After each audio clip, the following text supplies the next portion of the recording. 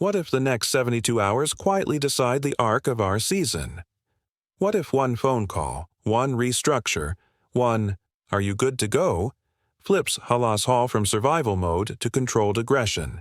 And what if, lean in, everything you've heard this week barely scratches the surface of what's being weighed behind those glass doors? This isn't fear-mongering, it's football reality. Margins are microscopic, windows don't wait, and the North won't send a sympathy card. Welcome back to Bears News Fan Report, the home for passionate, thinking fan Bears coverage. I'm talking to you like a friend in the stands and a skeptic in the film room. Tonight, we breathe through the anxiety, look past the noise, and lift the hood on what the front office and staff are juggling right now. If you bleed navy and orange, smash like, drop a bear down in the chat, and lock in, because this one is a ride. Picture this: 3rd and 7. The stadium hums, and your best boundary eraser isn't there. Your slot mirror, Mr. Leverage and Patience, might not be right. Your second-level metronome is pacing, trying to talk his body into cooperating. That's not drama. That's the NFL's thin line. This defense, built on spacing, eyes, and trust, needs that triangle. Outside corner, nickel, Mike, to be pristine. Lose any edge and the geometry turns against you. So what do winning teams do when the geometry breaks? They don't panic. They manipulate time. They steal possessions. They move money. They say, "We won't ask our QB to win a track meet when the smarter play is to win a knife fight." They buy 2 or 3 key snaps per drive and flip complementary football back in their favor. It's not fireworks. It's friction.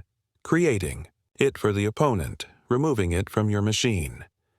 I know you want the shiny fix right now. Names, faces, headlines. But if we skip the why, we'll miss the how. Over the next few minutes, I'll lay out the cap levers available, the medical realities of soft tissue timelines, the coverage tweaks this staff trusts when corners are wobbling, and, yes, the exact external pieces that could be walked into this locker room without breaking the build. Stay with me. I'll draw the map and then circle the X. Here's the promise so you know what you're getting. We'll talk role adjustments and leadership strain at linebacker.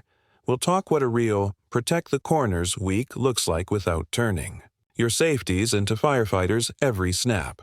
And we'll talk about 2 additions that change the tone at the line of scrimmage and on the clock. We'll also hit snap trade-offs: who sits, who rotates, which packages get shelved, and which ones you'll start recognizing on 3rd down. Scheme first, because scheme tells the truth. This defense doesn't major in gimmicks. It majors in rules. Zone match, squeeze the curl, rally and tackle, light the edges on money downs. When your outside corner isn't 100% and your nickel is managing a tweak, you play with landmarks. More too-high shells, spin late, funnel inside where backers and safeties can help. But there's a tax. If you can't win with 4, your late spins become late prayers. That's why 1 less heartbeat on the rush matters to every coverage call you make. Now, the clock. The best coverage in football is a cold quarterback and a bored wide receiver. You don't just hide a stressed secondary with play calling, you hide it with body blows. Duo, inside zone, hammer the B-gap, chew 6 minutes, force their OC to script on the sideline instead of attacking in rhythm. With a real downhill finisher, 2nd and 8 turns into 3rd and 3, safeties creep, and your play action breathes.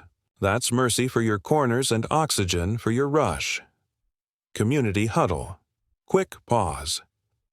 If you value this kind of analysis, hit subscribe. Tell me in the comments. Do you want surgical, short-term aggressiveness even if it costs a late pick or 2, or would you ride it out and bet on internal growth? I'm going to name names in 60 seconds, and then I want your verdict, because the next moves won't just define a box score, they'll define an identity. All right, here's the rumor threaded from multiple corners and some careful reading. Between the lines, the Bears are exploring a small restructure with T.J. Edwards to open a sliver of space, while lining up two targeted additions, veteran edge rusher Carl Lawson to juice the four-man rush on passing downs, and a power back profile in Damian Martinez to close games, keep the defense off the field, and tilt the script back toward complementary football. Nothing is signed, this is controlled, contingent aggression, but the conversations are real enough to matter. Let's unpack the Edwards piece first, because that's the hinge. This is not a pay cut story. It's the accounting toolbox. Convert a slice of base to bonus. Spread it across void years if you must. Shave a manageable cap slice now so you can plug two stress fractures without auctioning tomorrow. And if you're asking, why tweak the heartbeat of the second level? Precisely, because he is the heartbeat. He'll wear the green dot either way, but a veteran who understands windows and sacrifices a few cap beans to widen yours? That's leadership in a salary cap league. About those stress fractures. With Jaylon Johnson managing a lower body issue and Kyler Gordon navigating a soft tissue concern, you don't play hero ball at corner. Ever. You protect with plan, not hope. That means more safety overlap when you're in quarters. More late. Rotation to trap outs, and an interior rush that forces high, rushed throws instead of seven-step postcards.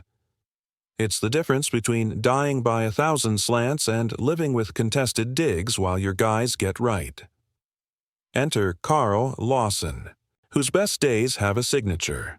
Coiled spring first step and a long arm that walks tackles back into their quarterback's lap.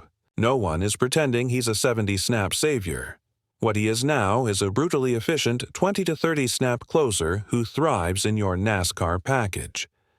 Picture 3rd and 6.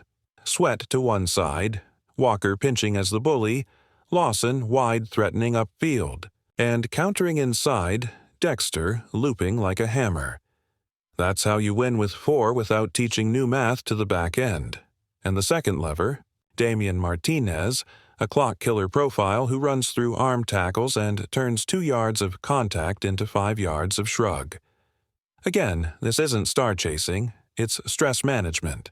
You need a back who lives in duo and inside zone, squares, his pads, and says, "See you in the 4th." He doesn't have to be your headline. He has to be your closer. Protect the ball, pick up blitzers with a fighter's base, and make coordinators burn timeouts watching the chains move. Let's talk snap economics, because moves don't happen in a vacuum. Lawson's arrival doesn't bench the kids, it organizes them. High-leverage pass downs get scripted. Sweat sets the edge, Walker collapses, Lawson hunts. Early downs stay rotational and honest. Inside, Dexter and Billings eat doubles so your games hit. On offense, Martinez doesn't erase your speed, he foregrounds it. Hammer base concepts until safeties cheat down, then break tendency with play-action crossers and RPO glance. Simple, mean football that protects your corners by keeping them off the field. Cap math check, because the internet is undefeated at screaming, "But the money!"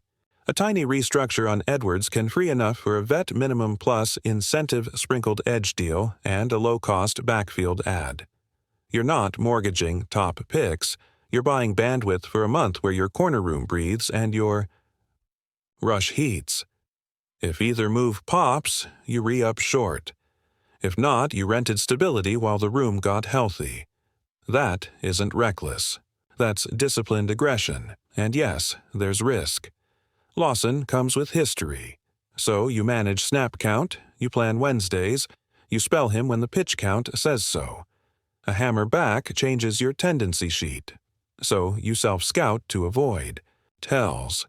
Edwards' tweak pushes tiny dollars forward, so you have the discipline to eat those bites later. Show me a contender that didn't take calculated cuts to carve out a path. Windows punish hesitation. The trick is to swing with guardrails, not vibes.